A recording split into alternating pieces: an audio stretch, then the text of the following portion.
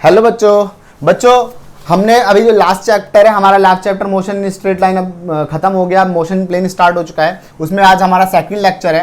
आज हम बात करते हैं, लास्ट लेक्चर के अंदर हमने वेक्टर्स की बात कर ली थी, आज हम बात करते हैं position vector and displacement vector. हम तेजी से टॉपिक को आगे लेके चलेंगे। पोजीशन वेक्टर मैंने कल बताया था वेक्टर क्या होता है, वेक्टर की जरूरत क्यों पड़ती है, क्योंकि देखो यहाँ पर जब हम 2 डायमेंशन मोशन इन 2D की बात करते हैं, एक्स और वाई प्लेन की बात करते हैं, तो हमारा जो ऑब्जेक्ट चलता है तो मेरे को इसकी पोजीशन बताने के लिए मुझे एग्जैक्ट डायरेक्शन बतानी पड़ेगी, वो किस दिशा में कहाँ को जा रहा है, समझे ना। तो इसीलिए डायरेक्शन की जरूरत पड़ती है। अब हम उसी में चलते हैं पोजीशन वेक्टर। पोजीशन वेक्टर क्या होता है, देखो बेटा, जैसे अब एक हमारा ऑब्जेक्ट है ना, अब ये है origin X axis Y axis. अब ऑब्जेक्ट ने करा ओरिजिन से लेकर यहां तक चला गया, समथिंग ए वेक्टर से ट्रैवल करा, समझ रहा है। इसकी दिशा ये रही इस तरफ और मैग्नीट्यूड इसका जितना वो ठीक है। अब बी वेक्टर यहां से यहां पहुंचा, अब इन दोनों के बीच में डिफरेंस कितना है, तो यहां से मैंने एक वेक्टर उठाया और यहां मैंने हेड से उसके हेड को मिला दिया, तो ये मेरे को मिला डिस्प्लेसमेंट वेक्टर। ये इन दोनों के बीच में जितना डिफरेंस है उसको मैं डिस्प्लेसमेंट वेक्टर कहता हूं। तो ओ ए कॉल्ड पोजीशन वेक्टर, यहां से लेकर यहां ओरिजिन से लेकर यहां तक क्या कहलाता है, ये position vector. A from O origin से लेकर यहां तक ये पोजीशन वेक्टर है।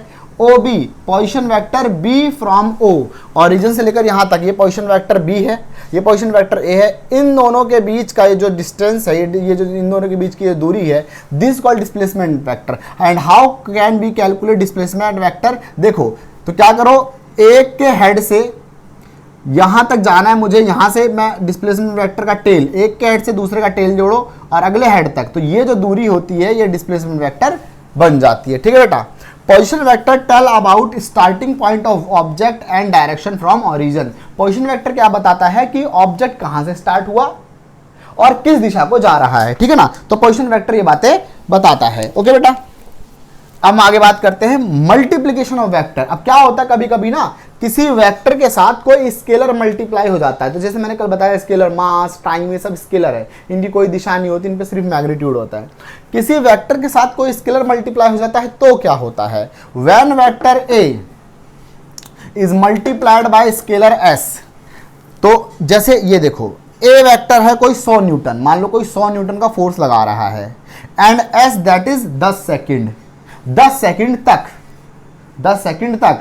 अब 100 न्यूटन का फोर्स तो एक दिशा में लगा रहा हो, जैसे मान लो बोर्ड को मैं ढकेलता हूं 100 न्यूटन के फोर्स से। अब मान लो अगर ये दीवार नहीं होती तो बोर्ड पीछे की जाने को स्टार्ट होता, 10 सेकंड तक करता, तो इसका मेरे को इफेक्ट कितना मिलता। तो देखो ये रहा स्केलर, ये रहा वेक्टर, तो मैंने क्या करा, जो 10 सेकंड था उससे मल्टीप्लाई कर दिया इस वेक्टर को 100 को, तो कितना मिला, 1000 न्यूटन सेकंड।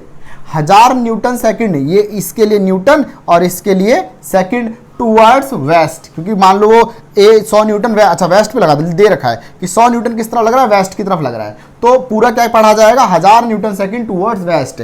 तो सिंपल सी बात है, कोई भी स्केलर चीज अगर वेक्टर से मल्टीप्लाई हो जाती है तो वो पूरी क्वांटिटी वेक्टर बन जाती है। दोबारा, कोई भी स्केलर चीज अगर वेक्टर से मल्टीप्लाई होती है तो पूरी क्वांटिटी वेक्टर बन जाती है। तो अब देखो ये पूरी वेक्टर बन गई ना, Newton second towards west, west क्या दे दिया, डायरेक्शन, और ये आ गया मैग्नीट्यूड, ये पूरा क्या बन गया, वेक्टर, ठीक है बेटा। नोट करिए, फिर मैं आगे बताता हूं।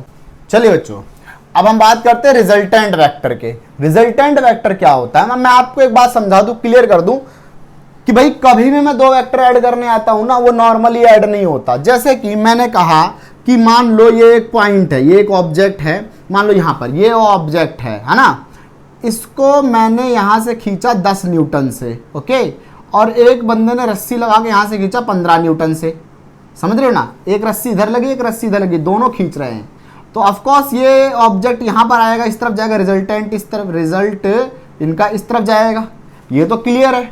लेकिन क्वेश्चन अब ये है कि जैसे 10 न्यूटन से इस तरफ खिंचा रहा 15, तो अब कोई कहे कि मैं कहूँ नेट फोर्स कितना लग रहा है, तो कोई कहे 10 और 15 25 न्यूटन, तो वो गलत कह रहा है। ऐसा नहीं होता, ऐसा नहीं होता कि 10 न्यूटन ये 15 25 न्यूटन नहीं लगता, क्योंकि इनको ऐड करने के लिए हम सिंपल मैथमेटिक्स के रूल नहीं लगा सकते, इनको ऐड करने के लिए स्पेशल रूल लगते हैं, इनका फॉर्मूला बनेगा जो मैं अगली क्लास में आपको समझाऊंगा। Resultant of vector give combined effect of 2 more vector. जो रिजल्टेंट होता है, जैसे देखो बेटा, ये एक वेक्टर, एक ये है ए वेक्टर मान लो, और एक वेक्टर ये है बी वेक्टर मान लो, इन दोनों का फोर्स यहाँ लगा तो रिजल्टेंट वेक्टर ये रहा। तो जो नेट वेक्टर है वो क्या करता है, इन दोनों का कंबाइन इफेक्ट देता है, ठीक है ना।